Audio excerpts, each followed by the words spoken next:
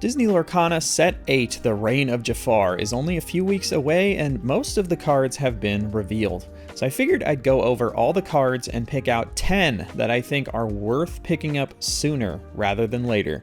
But before we get into it, I want to remind everyone to please like this video and subscribe to the Sorcerer's Hat for more Disney Lorcana content. I post brand new videos every Friday.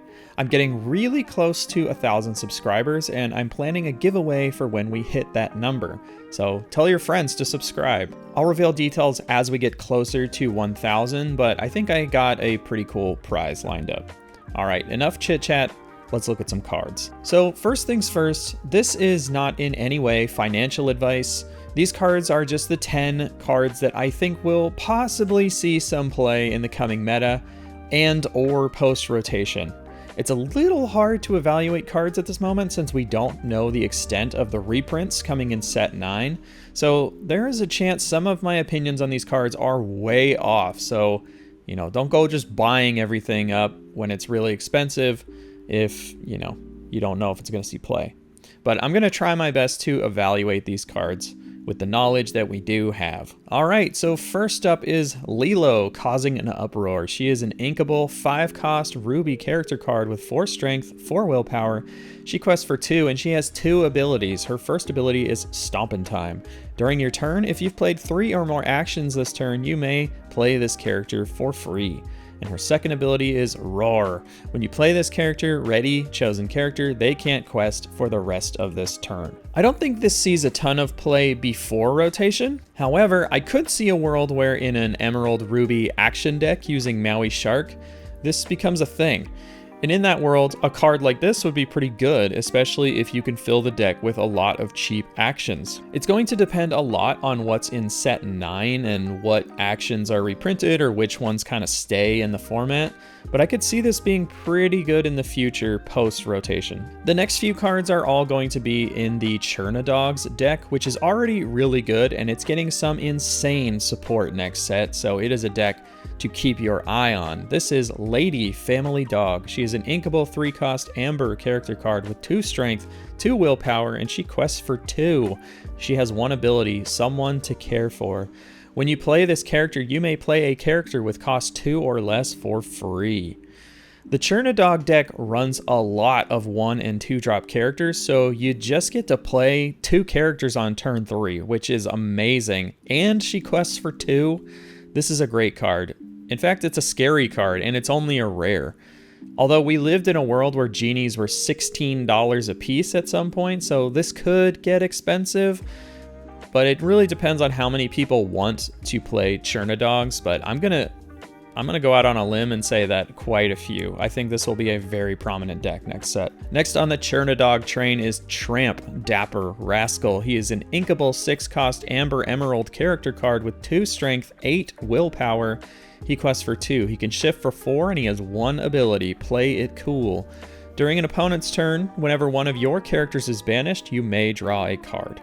This is kind of like the Lyle that is played in Amethyst Emerald decks, but instead of draining your opponent's lore, it draws you cards. It also has a ton of health, so it's going to be a menace. I think this card slots into Churnadogs really easily and helps solve some of its card draw issues, so I think it will definitely see play. It's also a really good target for Rapunzel because it has 8 willpower, so beware, this card is going to be a menace. Next one is one I don't think we'll see a lot of play in set 8, but post-rotation it might get around. It might be in a lot of decks. This is Bambi, Little Prince. It is an uninkable 3-cost Amethyst character card with 1 strength, 1 willpower, and he quests for 3. He has 2 abilities. His first is Say Hello. When you play this character, gain 1 lore. And his second ability is Kind of Bashful. When an opponent plays a character, return this character to your hand. Like I said, I don't think this sees a lot of play in the next set because we have things like Goat, which are probably arguably better than this card.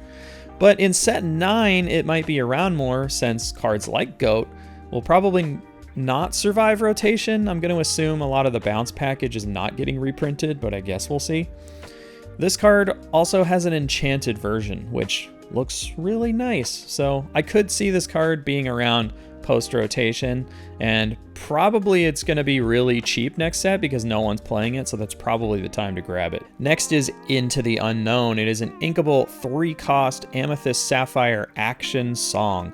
And it reads, put chosen exerted character into their player's inkwell face down and exerted. This is a really good card. It's essentially a cheaper Let It Go that can be sung by cheaper characters. Yes, the character has to be exerted, but the characters you probably want to use this on are probably going to be questing or attacking or something. So yes, there are downsides to this, but I think being able to sing this with a 3-cost character just makes this really, really good. I think this card's really going to see play in Blurple decks. Next is a potentially really powerful song in the right deck. This is Down in New Orleans. It is an uninkable 6-cost action song that reads, look at the top 3 cards of your deck. You may reveal a character, item, or location card with cost 6 or less and play it for free. Put the rest on the bottom of your deck in any order. I think for the set 8 meta, this card might actually see some play in red-blue decks. Red-blue currently plays 2 characters that can sing this, that being Maui Halfshark and Tamatoa Happy as a Clam, so either of those characters could sing this and then find and play their counterpart, or like a McDuck Manor or Grandma Tala, basically anything in the deck. This is potentially a really, really strong card, and I'm for sure going to test it in my red-blue deck as soon as possible. Next up is a pretty cool card for a few reasons. This is Namari, Single-Minded Rival. She is an inkable 5-cost steel character card with 0 strength, 5 willpower, and she quests for 2. She has 2 abilities. The first one is Strategic Edge. When you play this character and at the start of your turn, you may draw a card, then choose and discard a card. And her second ability is Extreme Focus. This character gets +1 strength for each card in your discard. So right off the bat, her first ability feeds into her second one and helps out Steel a lot in terms of card draw. So that's a huge plus for me. Her second ability is potentially really, really powerful, and she quests for 2. And to top it off, she's both a villain and a princess, which is just incredibly rare in terms of like tags that go together. So wow, this card has just so much going for it. I've seen some people being kind of like having a middling opinion of this card. I am very high on this card. I think this card has so much going for it. It's really, really powerful. I can definitely see it being played in steel decks, not only just in the next meta, but absolutely in post-rotation. I am a big fan of this card. Next is a card that probably won't see a ton of play in the set 8 meta, but may potentially be played a lot post-rotation. This is Captain Hook, the Pirate King. He's an inkable 5-cost Emerald Steel character card with 4 strength, 5 willpower, and he quests for 2. He has Shift 3 and 1 ability, Give 'em All You Got. Once during your turn, whenever an opposing character is damaged, your pirate characters get +2 strength and gain resist 2. Post-rotation, it's looking like Green Steel will become a pirate ping damage deck, and in that context, this card is incredible. It's well statted, it has a great shift target in Captain Hook Forceful Duelist, which is getting reprinted in set 8, and its ability will probably be amazing post-rotation. So yeah, I think this is a card to get a hold of for when the new meta arrives. I think it's really cool. Next is another pretty cool card. This is Stitch, Experiment 626. He is an uninkable 3-cost Sapphire character card with 3 strength, 3 willpower, and he quests for 2. He has 2 abilities. His first one is So Naughty. When you play this character, each opponent puts the top card of their deck into their inkwell, and his second ability is Stealth Mode. At the start of your turn, if this card is in your discard, you may choose and discard a card with ink ability to play him for free, and he enters play exerted. This is a really well statted card for a 3-drop character. The ramping of both you and your opponent is a bit of a downside. However, being able to replay this from your discard pile can be really strong. We've seen it in certain metas with cards like Lilo Escape Artist, and they can be quite a menace. So I think this would go really well in the coming red-blue items build, since Belle Mechanic Extraordinaire wants you to have items in your discard pile so that she can cycle them for lore. So discarding an inkable item to replay this and also feeding the ability for Belle to cycle your items back into your deck could be potentially really good. I saw some people also talking about how you can play this with Hidden Inkcaster in a Baja Blast deck, and Hidden Inkcaster will give every card in your hand ink ability, so you could discard any card you want. So yeah, I think this card probably sees some play somewhere.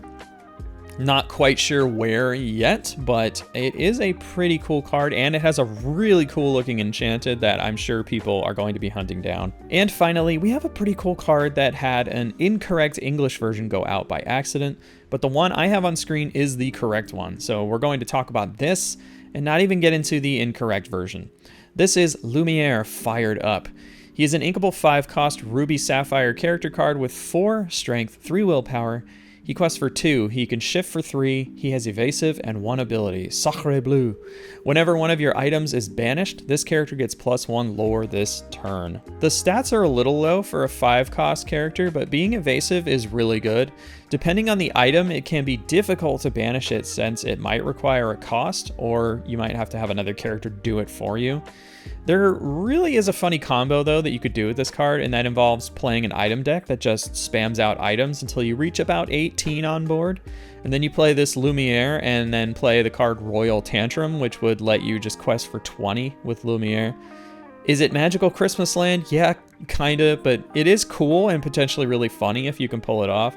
I don't think people will build around it quite like that, but I think this will probably get a lot of play in the red, blue, bell item decks come rotation. And those are my top 10 cards from the Reign of Jafar. If there's any I missed that you think are also potentially going to see a lot of meta play, please let me know in the comments below. And thanks again for watching. If you enjoyed this video, remember to like and subscribe to the Sorcerer's Hat for more Lorcana videos. I post a new one every single Friday. I hope you all have a great day. Bye-bye. Love you.